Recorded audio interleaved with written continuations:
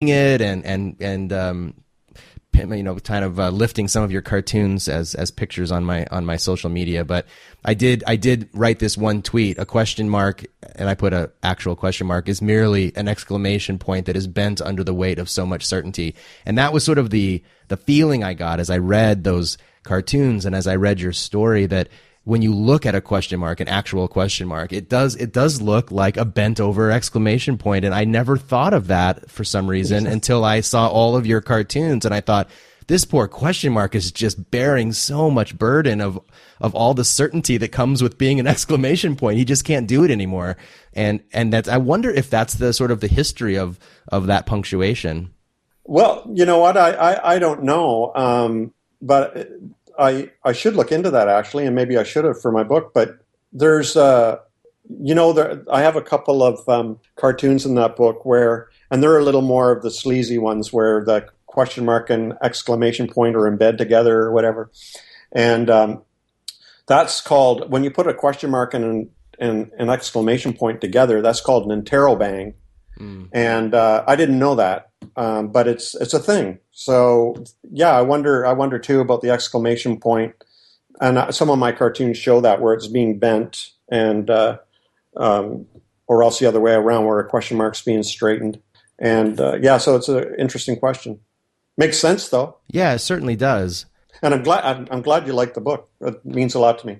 It's fascinating, and people are going to love it. It's, like I said, it's funny and sad at the same time, and I often think that the best literature is both funny and sad, things that make you sort of want to cry and laugh, and I think it's something that we do as humans. When we encounter something sad, we kind of have to find the humor in it a little bit as well.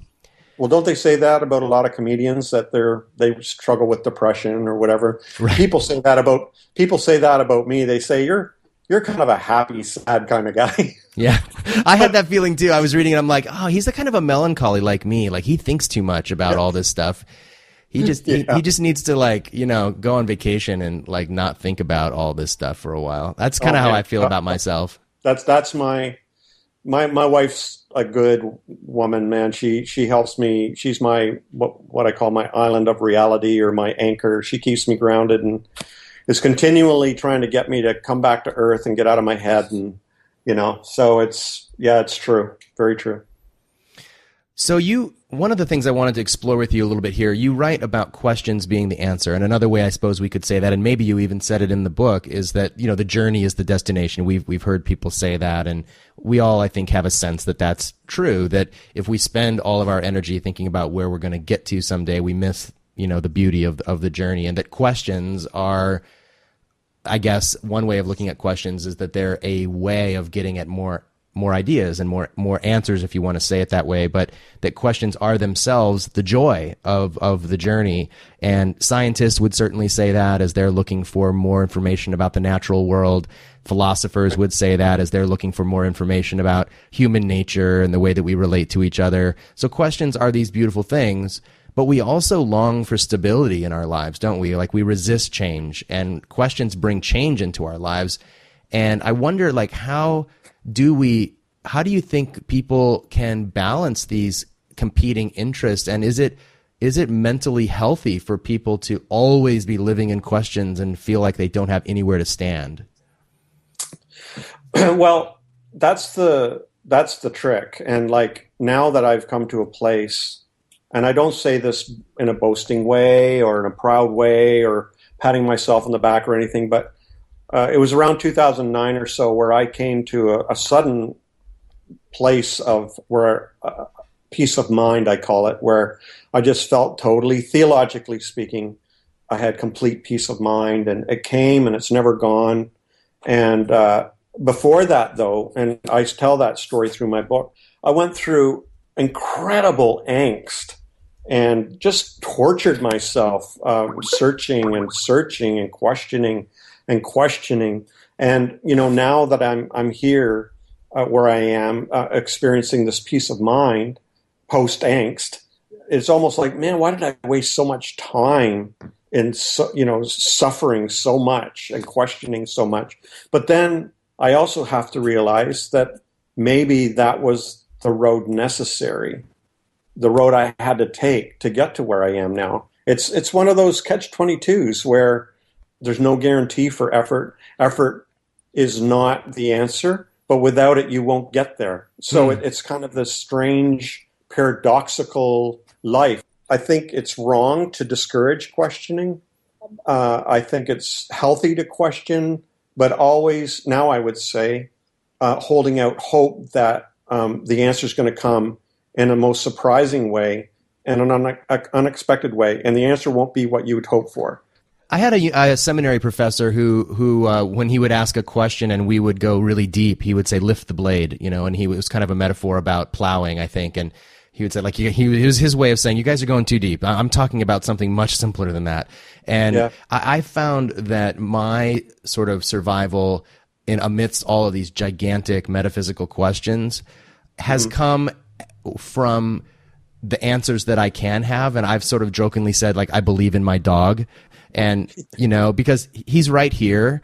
I can see him. I can pet him. He behaves predictably when I interact with him. If I yell at him, he'll cower, which I try not to do. And if I use that tone of voice that he likes, he comes and jumps on me. So this I know, I know that my dog loves me. I know these are things I know. And I think I can find a little peace and joy and refuge from the things I don't know by, from time to time, taking a little vacation, as it were, with the things that I do know. Like, I know my friends. I know what a good meal tastes like. I know my dog loves me, and I think there's joy in that. And that's where simple pleasures can give us a little break from the mental agony of trying to solve the world's greatest puzzles. Oh yeah. And that's why, that's why some of my favorite theologians or philosophers, or mystics, let's say, they go deep. They really do. They go to the deepest levels possible, but then they also, the ones I respect and admire, lived happy. They had friends. They'd go out to the local pub, or they'd go on their little vacations or walk in the mountains. And that's something I think is very important. So it is this sort of two-sided thing. Yeah, I think it's important to question, to keep exploring, not be satisfied with the status quo. Don't be content with what you're fed by spoon. Start searching and exploring on your own, relentlessly, ruthlessly in the search, but enjoy life. Somehow keep your feet on the ground and your head out of the clouds. There's times to be in your mind, but then there's times to be in your body. Absolutely. And I found too, as I've kind of journeyed from the Christian community to the atheist community, that whether you're in the church or outside, or whether you're in a community of faith or communities of no faith, people are looking for answers, and sometimes that desire for an answer can foreclose questions, whether it's religiously motivated or not. And I was kind of a surprise to me. I guess I didn't expect to find that. I wonder if you've spent enough time around non-believing communities to discover that this is sort of a universal trait that we have. We sometimes get comfortable in a thing and we don't want to ask any more questions about it.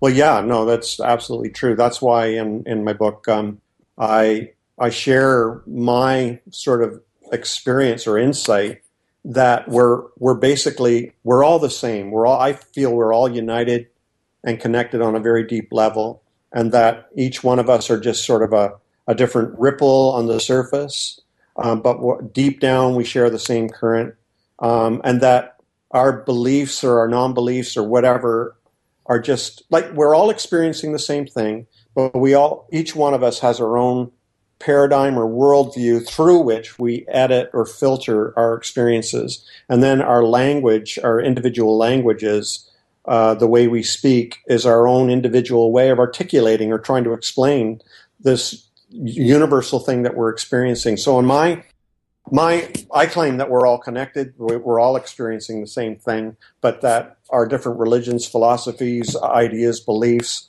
are simply different ways of explaining the same thing. And so, yeah, when I get together with atheists or believers or whatever, I try to look past or get past all the surface stuff, the superficial thing we might call language, because at the root of it, I think we're deeply connected. Yeah, that makes sense. I think that to be able to acknowledge that, it's just honesty on the part of, everyone involved in those conversations. I see the same angst or maybe attitudes in believing communities or in believers or in atheists or in agnostics. It's a universal thing. Like, so there's, let's say there's a fundamentalist mindset, but it can take root in any kind of belief or non-belief system. Yeah, definitely. It doesn't matter what your beliefs are, what you don't believe. You can be a fundamentalist. And I think it's the same with any other kind of mindset. So I think you're right. It's a universal thing, and we're connected at that deep level. Yeah, we want to be right, and we want others to know that we're right.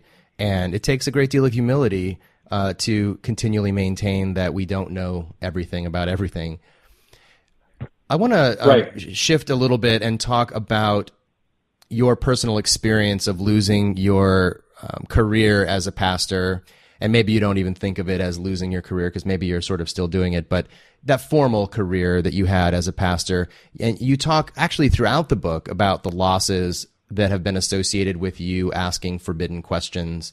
At the end of the book, you talk about losing close friends that were part of your community, that were part of your church, people that really trusted you and believed in you, that finally came to you and said, we really don't think that you're serving this congregation the right way.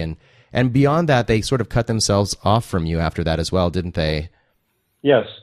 Why do you think that? Why does that happen? Like, what do you think motivates people to isolate themselves from people who were their good friends when it's an ideological difference or maybe even just a leadership difference? That's been a burning question for me for years, and because I've left several congregations or spiritual groups or religious groups or whatever, but Greta mentions this on one of her blogs, I think, where she'd like to put people before ideas, whereas many of us put ideas before people. And I've come to conclude that happens a lot when we're a part of an ideology and an ideological community gathers around that ideology. And when that's violated, then we have to sort of deal with it. So we're either expelled or shunned or made to feel uncomfortable, or I think most of the time, my wife and I, my family, we left the church in 2010. I left the ministry and the church all at once. It was a painful time, very painful time, a dark time. My first feelings was I felt really free, but then after a while I noticed I was just numb because of the pain that we were going through. Because I lost my job, my income, my vocation, my career, my calling, my sense of my purpose and meaning. We lost our community. We lost friends. We just lost so much during that time. And it was a very dark and challenging time. That's one of the reasons why I started the Lasting Supper, was to provide people support for that time, because it is very dark and lonely and scary. But it was hurtful because we did lose friends. And to be fair to them, maybe it's because they're just uncomfortable. I mean, I've run into some people now, and I can tell they just do not know how to deal with me anymore. I've experienced the same thing. Like when sometimes I'm with people and they seem a little uncomfortable, and then they bring up something about theology or philosophy, and then it dawns on me after a while, I think they have to talk about this with me. I think they feel like this is the topic, that we can't talk about our kids or beer or it's or politics or the news or what happened last week on the in the country. It's I feel like, oh, that's who I am now. I'm this guy who was a pastor who became an atheist, and so now when I'm around my friends, that tends, not all of them, of course, but some people, it feels like that's the thing that's on everybody's mind. Yeah, and it depends who I run into. Like I can honestly say now, I don't hold any animosity or anything towards any of those people. And, partly because I understand, and, time changes things, and we've moved on and we're making new friends and blah, blah, blah. But I experienced a different thing where the people I run into wouldn't dare broach the topic of theology with me, because I'm a heretic or whatever. Right. And so they wouldn't dare bring that up. Yeah. But, anything but. But then, I do miss talking about this kind of thing, though. So it's and it's hard to gather with people here. So